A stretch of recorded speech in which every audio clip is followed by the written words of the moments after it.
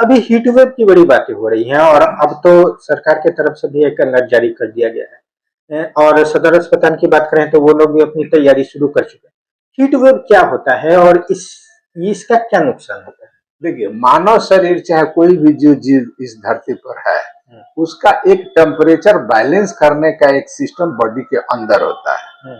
जैसे आप एग्जाम्पल में देखिएगा, जैसे डॉग को देखिए, कुत्ता को देखिएगा, वो क्या करते रहता है ना, वो जहां भी बैठेगा जीभ को बाहर निकाल के रखेगा, एकदम पूरा उसका लार से एकदम जीभ रहते रहता है। इसलिए ना कि उसके जीभ से इवापोरेशन होता है, इवापोरेशन होता है तो ठंडा फील होता है, और ठंडा फील होता है तो उसका बॉडी टेम्परेचर कूल रहता है। उसी तरह ह्यूमन बॉडी भी अपने बॉडी का टेम्परेचर को मेंटेन करने के लिए अपने अंदर कुछ कुछ चेंजेज लाता है। इसलिए चेंजेज रहता है कि हम लोग का जो शरीर चलता है माने केमिकल और हार्मोन के थ्रू।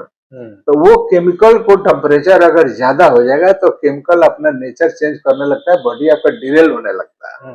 तो उसी हार्मोन जो बैलेंसिंग फीचर है जो ह्यूमन नेचर का है कि भाई बॉडी को हमको कूल रखना है, 37 के नीचे रखना है, इस बैलेंस को अगर बाहर की हवा पूरा गर्म आने लगा, अब बैलेंस गड़बड़ाना शुरू हुआ और बॉडी हमारा एडजस्ट नहीं कर रहा है उस बैलेंस को, तब हम लोग कहते हैं कि टेम्परेचर जो है शरीर पर इफेक्ट दिखाना शुरू किया। उसी को 2-3 कड़ी में जो मेडिकल के कहते हैं कि हीट वेव आ गया, हीट स्ट्रोक आ गया, हीट आपको कोमा हो गया, इस तरह के चेंजेज आते हैं जिसके बॉडी में जैसे जैसे टेम्परेचर का डिफरेंस होने लगता है उस तरह से ये।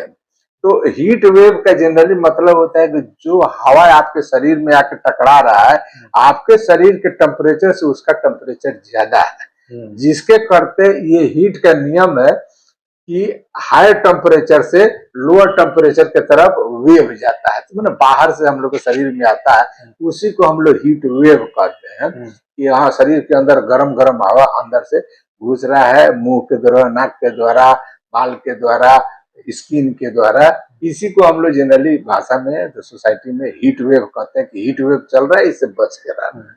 सर पहचान कैसे करेंगे? पहचान करेंगे तो एकदम सबसे सिंपल भाषा में, डॉक्टरी भाषा में नहीं, सबसे सिंपल भाषा में, पहले अगर गर्मी आपको लग रहा है और गर्मी लगने के साथ साथ आपको पसीना हो रहा है, तब तक आप समझिए कि आप ठीक हैं। ये नेचुरल फिनोमेना है कि गर्मी लगेगा आपको पसीना होगा। पसीना का भी वही नियम है जिससे जो डॉग का बात कहे, पसीना होगा तो स्किन पर आएगा, इवापोरेट करेगा तो ठंडा आपको अंदर से फीलिंग होगा। और हीट वेव अगर आपको लग गया है, गर्मी लग रहा है, पसीना नहीं हो रहा है, तो सीधा समझिए कि आप हीट वेव के चपेट में आ गए हैं, क्योंकि आपका बॉडी अब अपने से एडजस्ट नहीं कर पा रहा है कि पसीना होके आपके बॉडी को ठंडा करे। यही सेम चीज घड़ा के साथ है। गर्मी के दिन में लोग घड़ा में पानी क्यों रखता है? क्योंकि इवापोरेट करता है, उसके पोर से इवापोरेशन होता है, इसलिए पानी अंदर का जो ठंडा रहता है, इसलिए घड़ा का पानी हम लोग पीते हैं, ठंडा ठंडा पीते हैं। उसी तरह था, एकदम सिंपल भाषा में, नॉन डॉक्टरी भाषा में, आपको गर्मी लग रहा है और पसीना नहीं हो रहा है तो आप समझ ले कि आप हीट वेव के चपेट में आ चुके। और क्या क्या सर इसके लक्षण? अब वो जब पसीना जब नहीं होगा तो आपको बॉडी में लगेगा क्रैम्प होने लगेगा, मसल ट्विस्ट करने लगेगा, बॉडी हीट होने, आपका दिमागी स्थिति गड़बड़ने लगेगा, कुछ बोलिएगा तो लगेगा कि काहे मुंह चटपटा रहा है, जीभ क्यों नहीं चल रहा है, कुछ सोचिएगा तो थिंकिंग पावर खत्म हो गया, पेशाब कम होने लगेगा, पसीना तो कम होना ही है।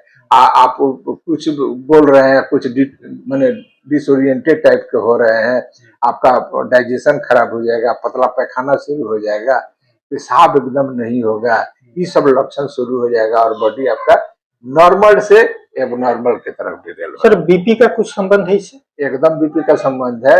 अगर हीट वेव में आ गया तो बीपी आपका कम होना शुरू है, पहले आपका बीपी बढ़ेगा और एडजस्ट करने के लिए कि ब्लड का सर्कुलेशन एकदम स्किन पर जाए और जाके उसको ठंडा करने का व्यवस्था करे, लेकिन वो नहीं होगा तो बीपी भी धीरे धीरे डाउन होना शुरू हो जाएगा। उसी को हम लोग हीट स्ट्रोक कहते हैं कि स्ट्रोक टाइप का लग गया, गर्मी के करते अभी कुछ बोल नहीं रहे हैं, मैंने एकदम न कहता कि कोमा टाइप के हो गए हैं, पेशाब नहीं हो रहा है, पतला पैखाना हुए जा रहा है, इस तरह के लक्षण शुरू हो जाते हैं।